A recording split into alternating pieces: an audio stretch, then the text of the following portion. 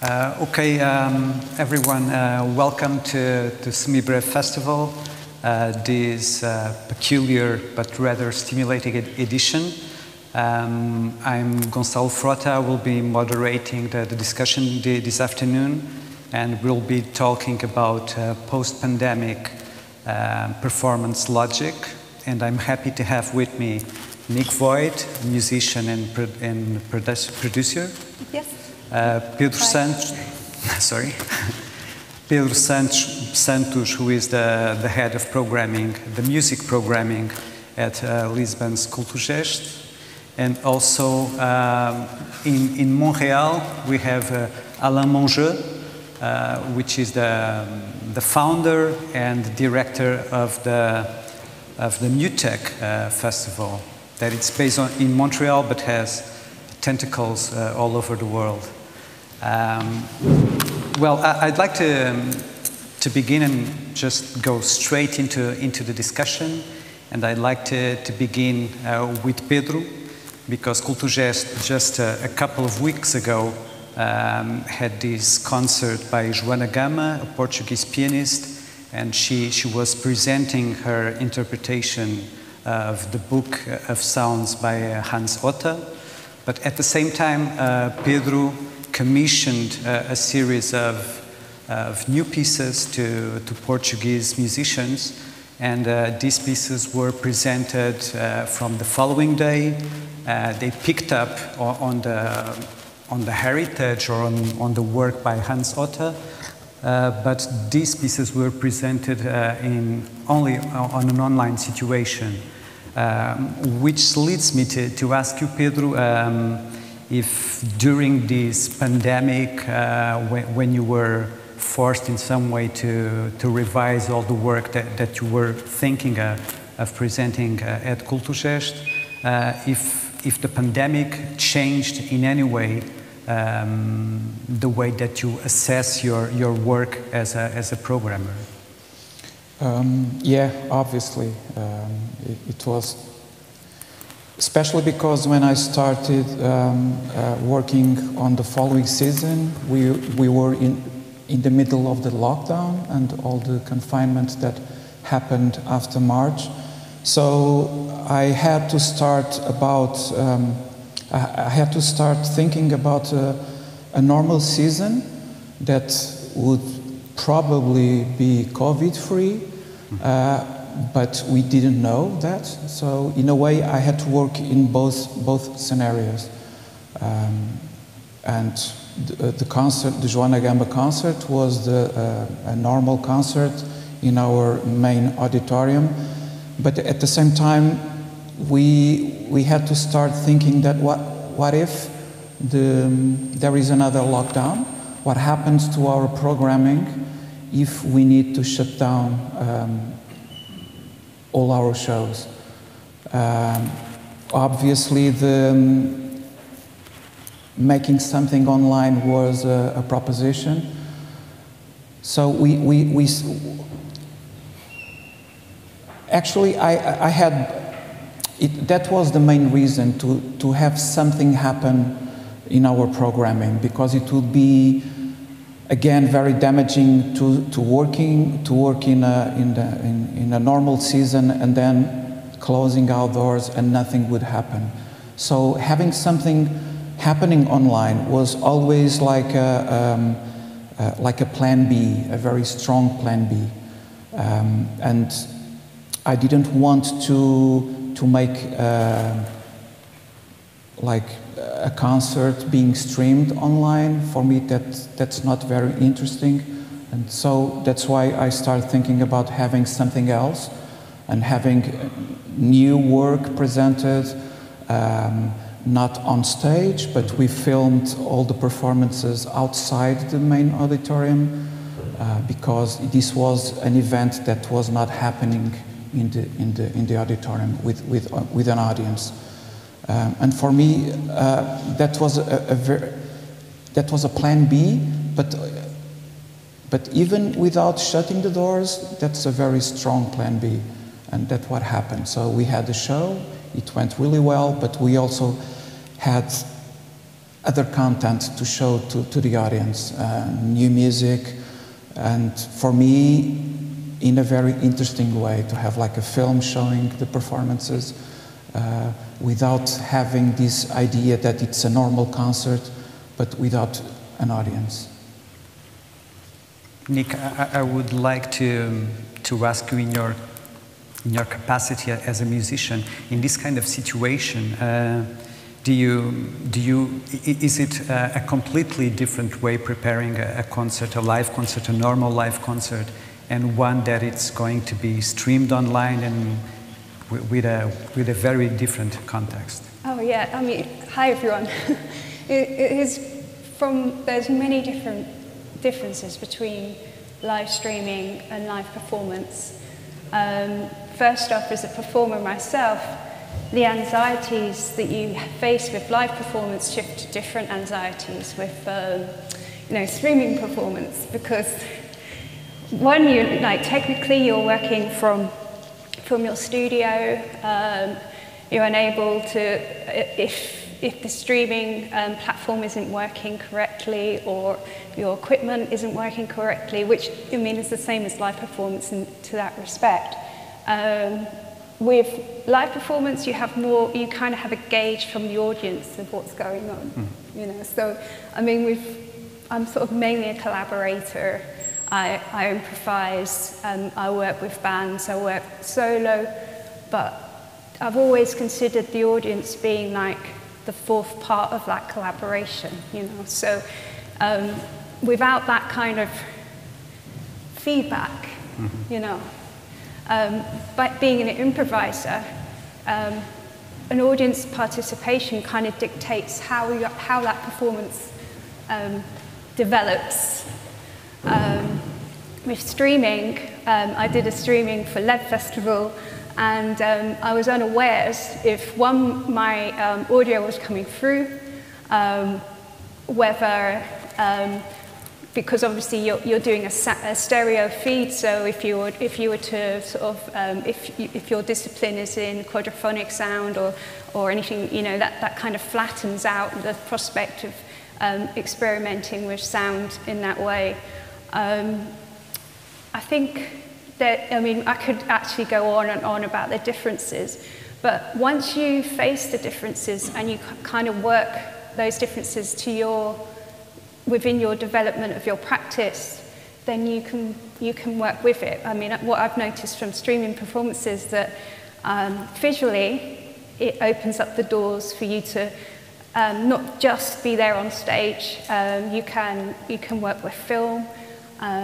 You can work with performance, and also for someone who's watching the performance or the streaming, it allows the audience into a personal space, which you wouldn't get with in a festival or a venue. So that's quite interesting. So you just kind of work and adapt with it. But the main thing that I found was just that audience participation and having that level of understanding how they're responding to your performance. So do you react to anything at all? Emojis. Yeah, I mean, I was really lucky that I had a technical person at the end of my WhatsApp and was sending me emojis to say yes or sound's not coming through. It's quite, it's same, like that takes your attention away from, and it knocks you out of that psyche and that kind of natural development of working with your tools to looking at your phone and like registering whether people can hear you out there. Alain, you've presented a hybrid version of the festival this year. And I'd like to know both online and with a physical, natural presence. And I wonder, do you feel that this enables you somehow to expand the possibilities of what the festival can be?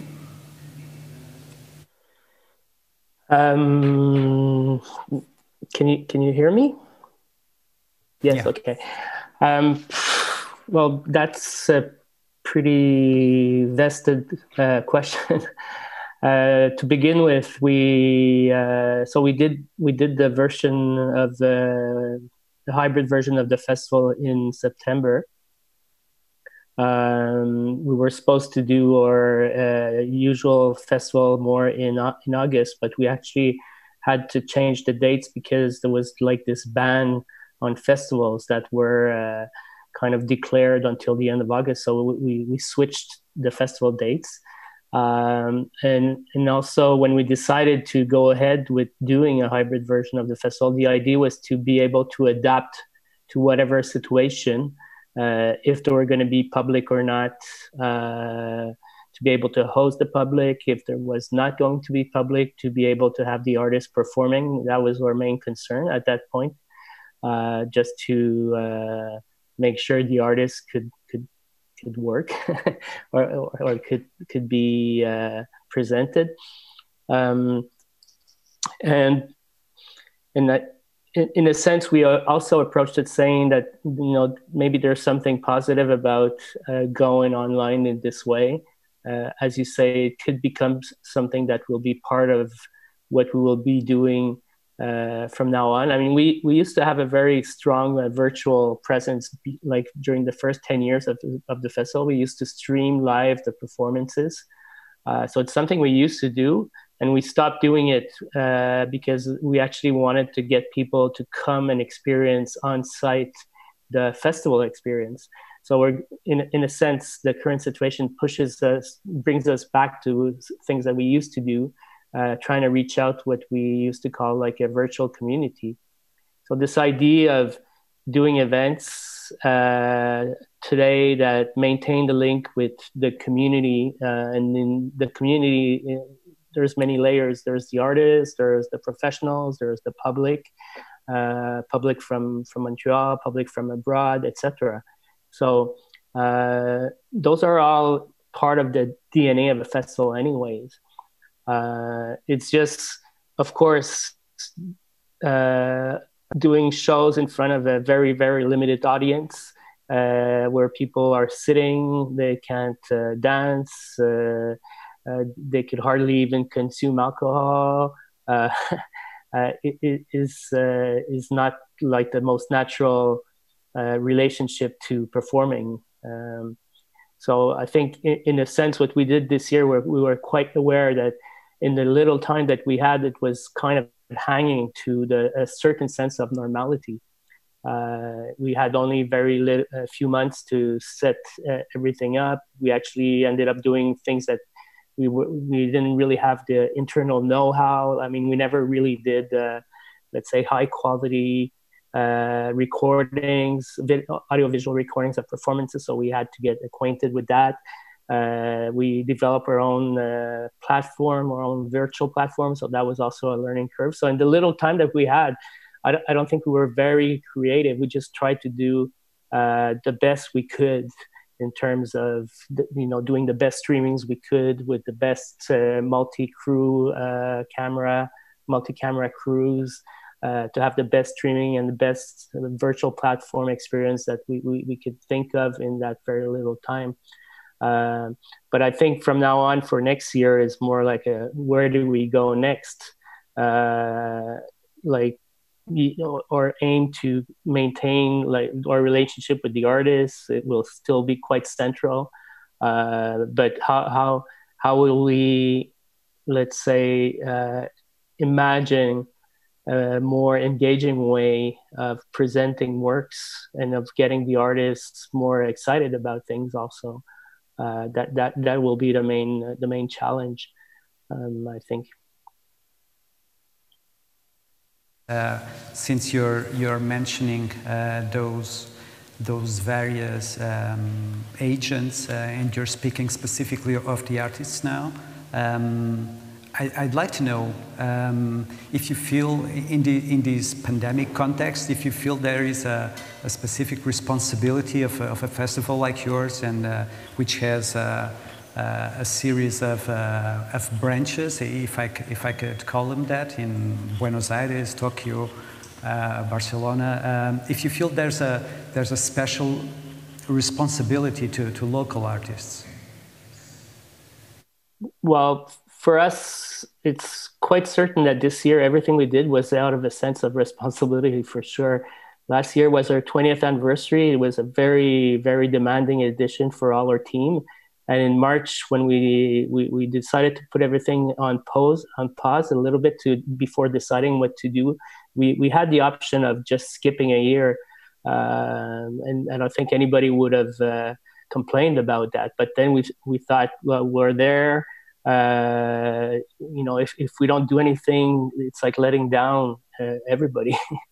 So it was we felt we want to encourage, support our local community, and it's not just the artists; it's also like the cultural, the technical workers, that sustain the festival, that help us do the festival year after year, and also, when you talked about the sense of isolation everybody is in, we wanted to also be able to, let's say, feed a little bit our public, give a little bit of hope. And also for the network, like, as you said, we have Mutek editions in 5 different countries. And I think it was important for us to show the way, to lead the way, saying there's still a bit of hope somewhere. And actually the festival experience we had this year, all the different Muteks were quite involved in contributing content and also in being part of the dialogue in the different chat rooms, etc. And they came out of the virtual festival experience quite charged with I wouldn't say optimism, but they wanted to continue. So, and actually we're working together on a joint edition of Mexico and Japan for December. We're already working towards the Barcelona edition in March. Everybody's quite motivated, I would say, by this connectivity that we managed to maintain through the effort we did. And yes, I think there's a sense of responsibility, especially, I mean, I don't know how it is in the different parts of Europe. I think it's a bit different, but we're quite lucky to have different levels of government support here. And when you compare to the situation in Mexico or Argentina, where there's no such support, I think it comes with a certain sense of responsibility. Like, if we're able to do something, we have to do something to maintain little pockets of action. Pedro, I'd like to also to comment a little bit on this, because, well, in Portugal we also have a complicated, to say the least, a complicated relationship with the government in terms of any backup that has been addressed to the musicians and artists in general. So what do you feel is also your role in terms of a programmer regarding local musicians? Well, actually, the project that we were talking about, the commissioned works that we did for the Hans Otte, was born out of that concern as well. I knew that a lot of musicians were really struggling, and making this Plan B online would mean that they would have a project that will not be cancelled, and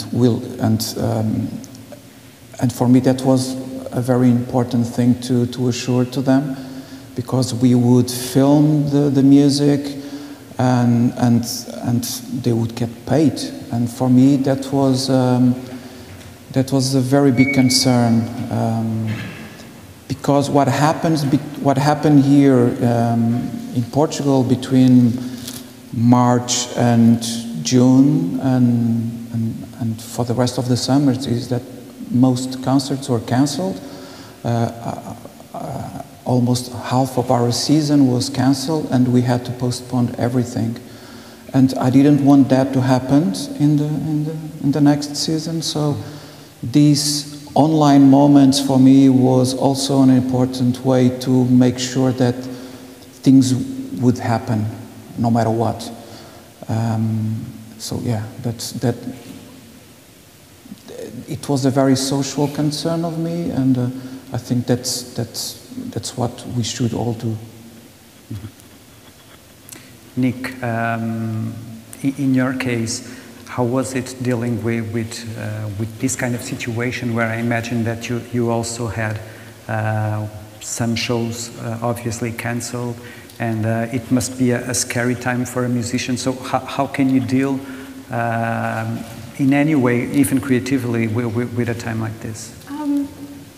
Well, luckily, you know, like people like yourselves have been really supportive and understanding that a loss of income is quite detrimental to people who use live performance as their main source of income as a musician. So I have been offered commissions for film or also residencies, which have been great because I've been able to sort of extend my practices to work in a different way, also, you know, with collaborating, and I also have another source of income, which is design for sleeves, so I'm quite fortunate, and the government help in the UK.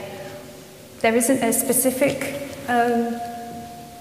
help, but there is if you're self-employed and you know, you can apply for a self-employment grant.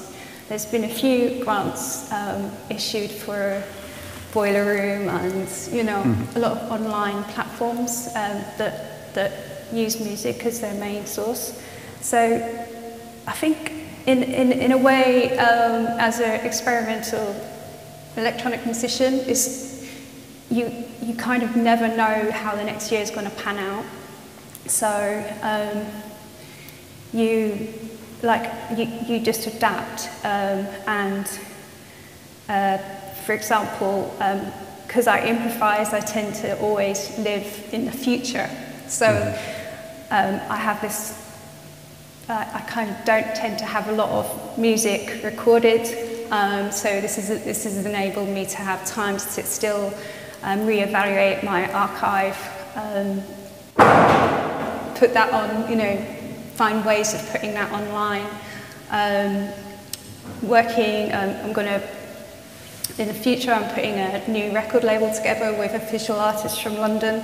So it's like combining visual art with music as well. As the gap is becoming smaller because we're kind of pulling together as a community to you know, because of online content that you know, it's opening doors in that way.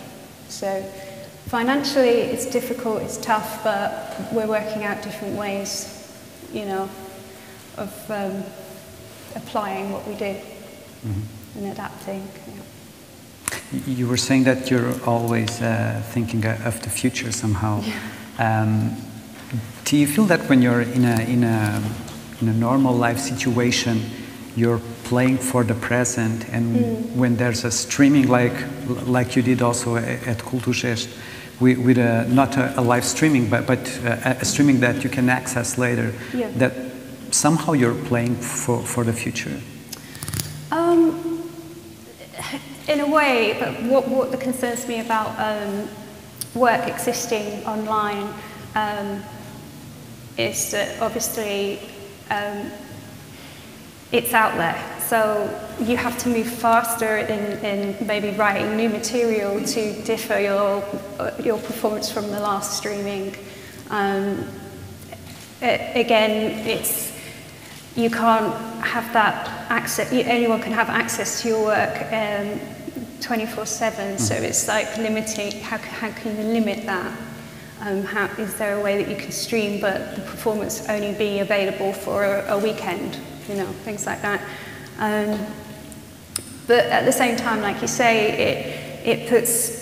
it presents your work, and it leaves a footprint of your work that you probably wouldn't necessarily have if you're an improviser You work within the moment. If it's not recorded, it's lost. So in this way, it gives your work longevity and a permanent platform.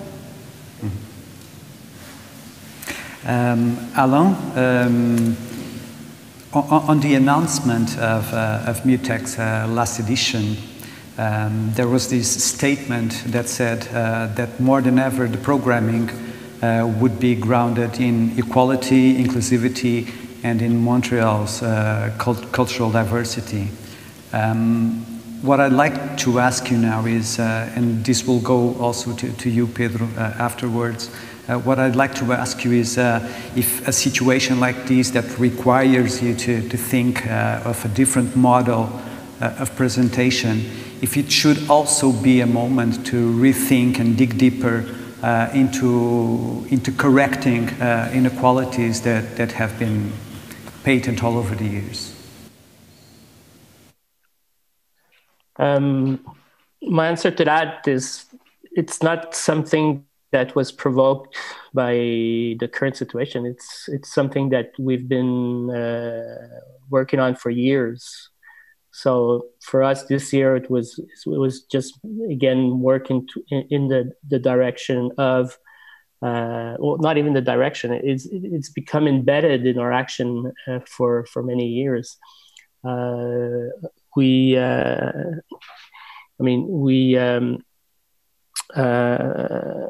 We've been part of different movements towards parity, like the Key Change movement. We created our own network called the Amplify Digital Arts Initiative to improve, let's say, the presence of women in digital arts across the Americas.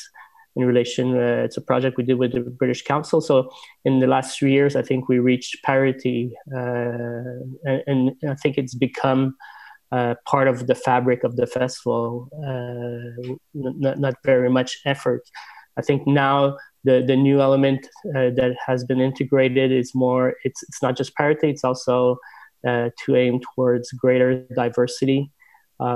So that's kind of another combat that is becoming more central in our actions. And this year in terms of the programming of local artists, we had about 30 different performances. Again, we reached parity without trying very hard. It was just natural. And in terms of diversity, we did as much as we could with the Montreal fabric of cultural the artists. So I don't think it's like the current situation leads to that more than anything. It's just something that needs to happen no matter what, I think. Pedro. When we had to cancel the programming that we had for between March and June, I only canceled one international concert. That wasn't a fluke, because I've been trying harder to have a very big national representation in my concerts. So, which is something that now it's becoming more evident, because everybody is trying to pay attention to the local scene.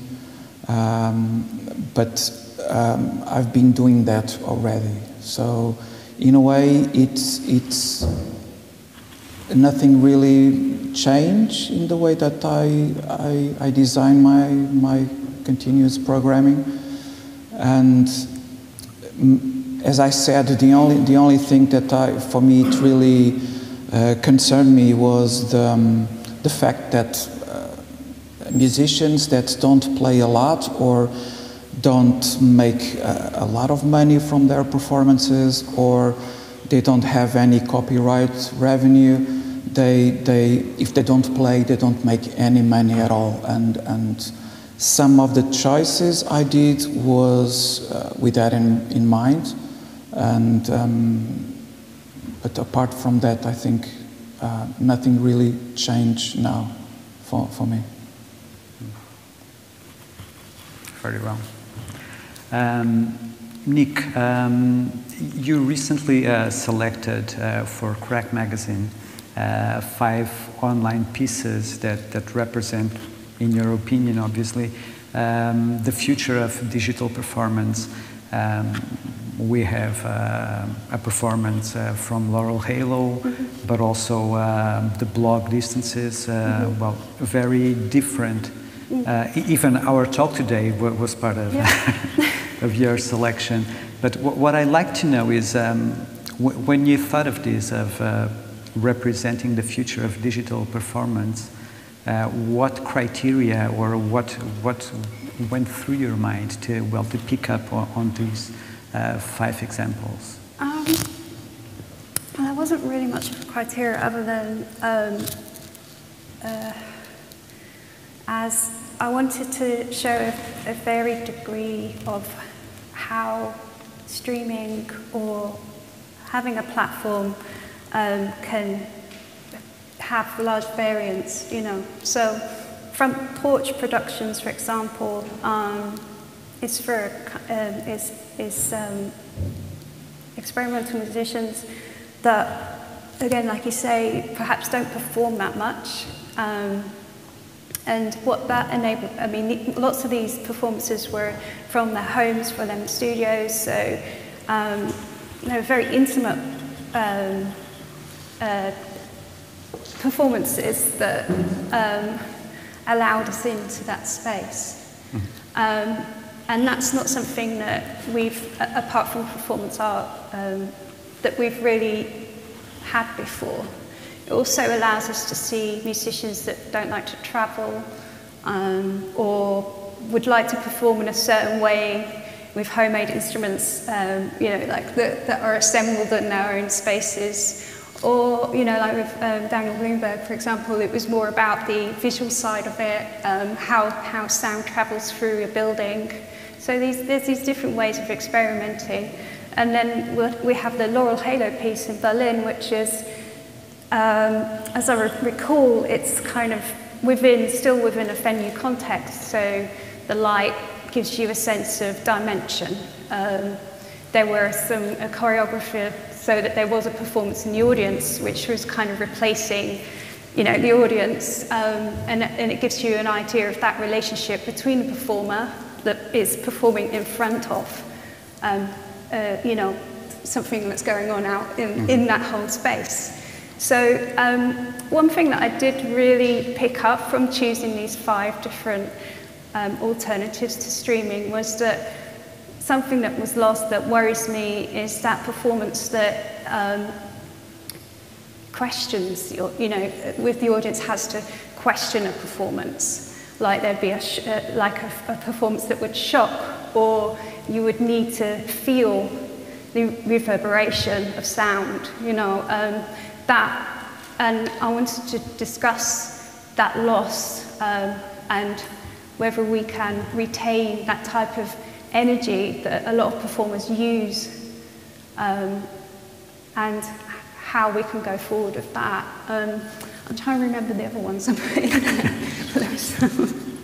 Obviously SEMIBREVE and the GRM experiences, which was distances, which was put to us like early on in, say, March, where things were really like everybody just did not know what was going to happen. As a musician, your whole world was kind of almost like turned upside down. So you're living in this parallel existence of, I have to prepare for a performance, but is this performance going to happen?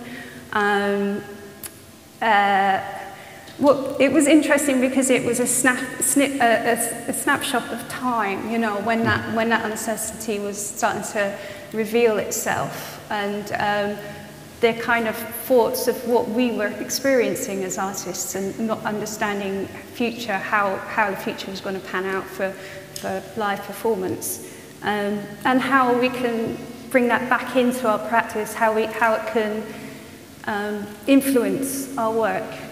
And I think it probably has influenced our work. For example, for my work, like it can generally be from an exhibition space to an outside space to a club space. So obviously, I think about how my work's going to work in that type of environment, and having that time to stop and pause just made me think the last thing I want to do is like beat-driven, you know, techno. It's more about sort of pausing, standing still, ambient type of music that allows that space within my psyche to keep moving and developing my sound as an artist. So, yeah, sorry, talking too much. No, not at all. Pedro and Alain, maybe before you can answer Pedro, and then we go to Alain. And this idea of future of digital performance, or whatever it may be, because it can take a lot of different shapes. How do you think that this will gain some space in the programming that you do? Do you think that past this period where we're more in tune with this kind of solutions, that this will be a normal part of your programming work? I think so. I'm not really sure the right format or the right fit into the normal programming, because I mean I work in an art center that has a lot of live performances and theater and dance, music, visual arts. So all these things require your presence there. So my goal is always making live music performances. The digital things, I think, I'm not really sure how they will fit. I think they are going to exist because it's something that it allows us to create new work, new relationships with artists, and that's very interesting. But I think we are all adapting to the situation. I think new things will arise after the pandemic. I think most of us will try to go back to the past, how things were done, but I'm not really sure how things will happen. I think maybe it's still too early. Even for myself, there are some formats about projects that could be more interesting if they are online, but I'm not really sure how they will happen how often they will happen.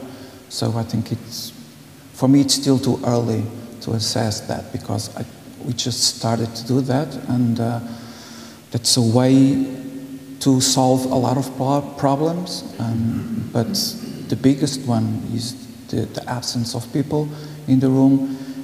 That's something that eventually it will disappear, and then we need to decide, because I'm still a little bit skeptical about some of the formats. Definitely I'm not a big fan of transmitting live concerts. I think we need to look at each format in a very specific way, deal with the musicians and talk with them, because as Nik was saying, that if you perform online, if it stays online, you need to think about it, because people can go there and then you cannot repeat some stuff that you did, and that's something that maybe you are allowed to do that in a normal context, because you are traveling from one festival to the other, from one venue to the other, and suddenly you're doing something that it stays there. So it's kind of still a very fragile, thin ice territory, and I'm not sure if I have the right answers right now. Yeah, I think, sorry, if I just add, I think as a performer as well, it's not about just the performance, it's the whole journey towards the performance, you know, like the flight, the meeting of other musicians and artists. It's spontaneous, and with the live the streaming, it's, I mean, you have to build yourself up in your house for a live performance. It's not quite the same, hasn't got quite the same energy. Alain, you've been, as you were saying before, you've been working for a longer time now with streaming, and I'd also like to pose you the same question as for Pedro. Do you feel that this will take more space in the programming, in the future programming of Mutek, or do you think that the model that you've been developing is pretty much what you intend to make after the pandemic is over? Well, in a way, I think I already answered that, saying that there's elements of what we're doing now, that what we're developing now, that will probably remain as part of our actions in the future. Because who knows when we're going to go back to any form of normality, and not even sure, like, when all this is over, that people will have the same habits of traveling so much. You know, we're discovering things like we can work from home, we can be part of a panel from remotely, stuff like that. So I think the mix will change. I think for a festival, I always saw a festival like a happening. Like you make something happen, and there was a bit that mentality of working on the fear of missing out factor, like be there or die. So what I guess the challenge for festivals will be how do you tap into creating a happening with the current tools and situation. One of the problems we're running into, all of us, I think, at the moment, is what I would call the digital fatigue. People are, you know, I think most of what we do now goes through a screen. We work through a screen. We entertain ourselves through screens. We call our friends, relatives through screens. So everything is quite unidimensional in that sense. And let's say the work we put into creating events online, the return on investment is quite little at the moment, because the attention span of people is quite scattered and not focused on necessarily on what a festival has to offer. So there's a lot of unknowns that I think that are still floating, and one of which is also monetization. What's the economy of this? And for everybody involved, like, for instance, we showed some like world premieres of performances in Montreal. We hosted like new performances from artists that you know, they accepted to be streamed, but they're also lukewarm to having those streams stay around, because usually an artist develops a performance and he will tour around with that performance, and that will become its living. So if you have a video of that performance online, what's the life, possible life of that performance in the future? So this idea of the economy of all this is quite important. I was talking about, you know, like in Canada and Quebec and Montreal, we're lucky to have support from different levels of government, but part of the financial structure is we're supposed to generate income also. It's not, no government is supporting 100% culture. You have to generate some form of income, and at the moment, you know, everything we did this year was we didn't generate anything. I mean, the little donations we got was very minimal. So that's a bit tricky in the future to know, like, how will we be able to create like an online or a festival experience that's kind of a happening, while there is this bigger digital fatigue, and there's no economical model. And also the other thing is like, how long will the governments be able to sustain culture? I mean, culture is not necessarily considered an essential service. And if this pandemic goes on very long, who knows if culture will remain as a priority. So, I mean, that's a bit the dark side of things. When I try not, I try to remain positive, but there are those realities that are still, unsolved equations that are awaiting.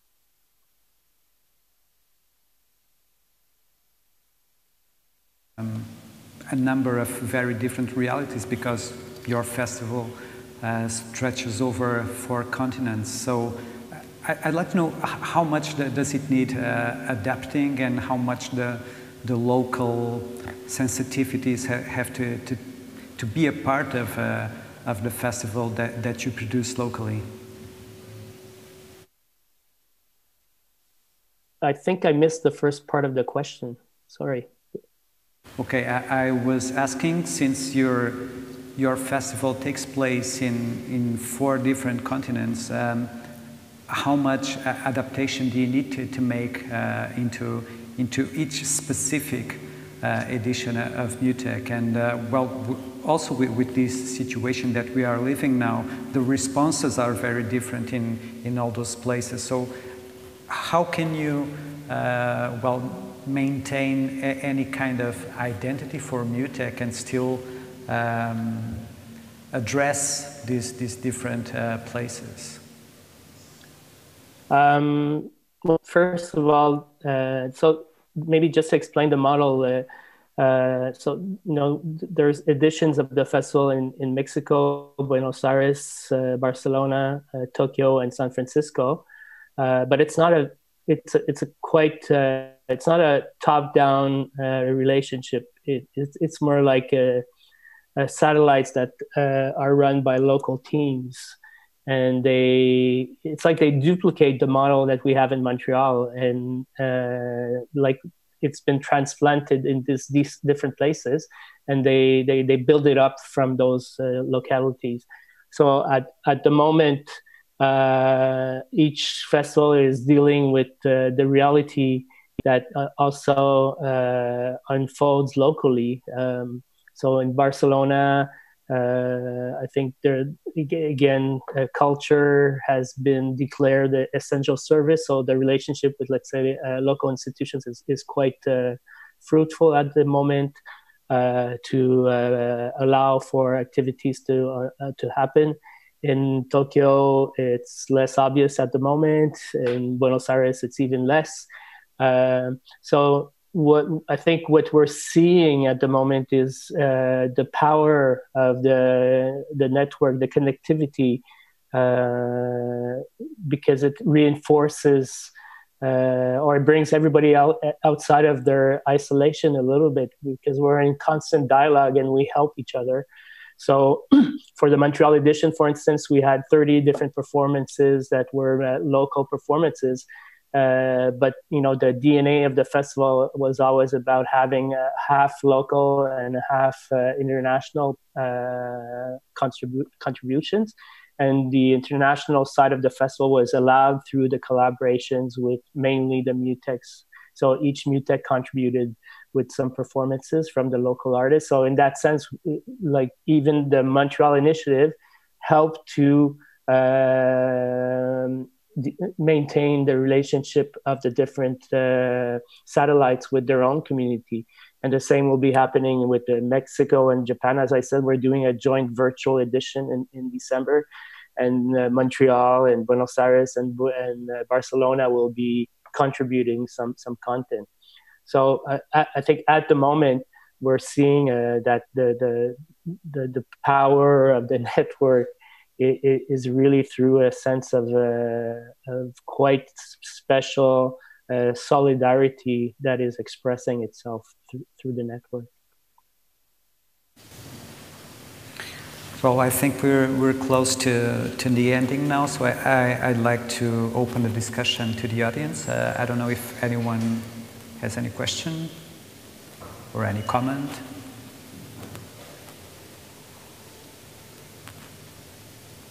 Doesn't look like it. Okay, so then I would ask you one more question, Nik. Outside, we were talking about well, what you have to deal with as a performer, going back to the UK and having to quarantine every time you go out of the country. So, how does this also add up to the concerns that you have to have in mind, and each decision that you make to perform outside of the country, how much more well, risk-taking and a reflection of your own does it require? Well, in the UK, it's the government. It stipulates that only travel unless it's absolutely vital. So work is within that bracket. I see myself as a work, like my work is my music. It's been my life's work. So I do consider it to be an important thing to travel. I did a show in, oh my God, I lost it. I did a show last week and... in Riga? Riga, that's right. And when I was asked actually to take a test before entering Riga, and then the government guidelines changed, so by the time I was ready to go, that test before going wasn't an issue. But once I got there, I had to go for a test the following morning, wait 5 hours for my result. Negative result, great, wonderful, meant I could go and perform on stage to a minimal audience, and then the next day fly home. What I really appreciated about Riga was that they considered like artists, performers, conductors, choreographers, dancers, all to be in this bracket that culturally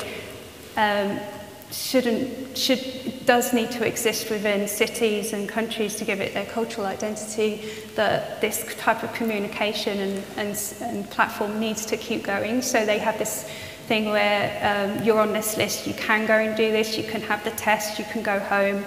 Other workers that want to work in Riga, they have to take 2 tests, they have to quarantine for a week before they can actually go off and do work. So, they're taking it very seriously there.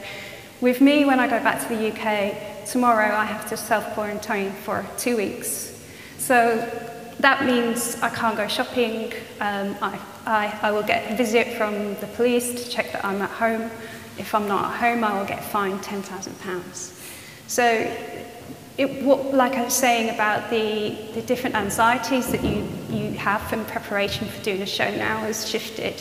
So once you're there and you perform, that's amazing. You have no worries. All your equipment's there, it's wonderful. But it's actually the process before leaving your home, what you have to face, and the sacrifices you have to make. But I think that, it's the importance. I think you need to keep going.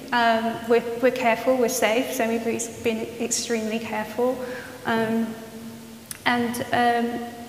In the UK, it's still very difficult, but I think there are countries that are allowing this to happen because they're seeing the importance of it all. But yeah, I think what I have to say positively is that still doing a handful of live performances, that people have come out to the live performances. I mean, obviously like this, we're separated out, we wear face masks. That instinctive need to see live music is still there, and I think we need to keep that going. We don't know how long this is going to last. It's possibly going to last till 2022, until live performance can get back to its normality. So I think it's important to have live streaming and adapting to live streaming and taking it to an advantage, collaborations. And I think but I also think it's important to go that extra level to still have live performance, despite of COVID. Mm-hmm. Okay, I think that wraps it up. And I hope that maybe on a more optimistic page, maybe we can hope that the next SEMIBREVE will take place in a more or less normal condition. And well, I just have to thank you, Nik, Pedro, and Alain for taking part on this conversation, and thank you all for being here. And well, it was a pleasure. Thank you.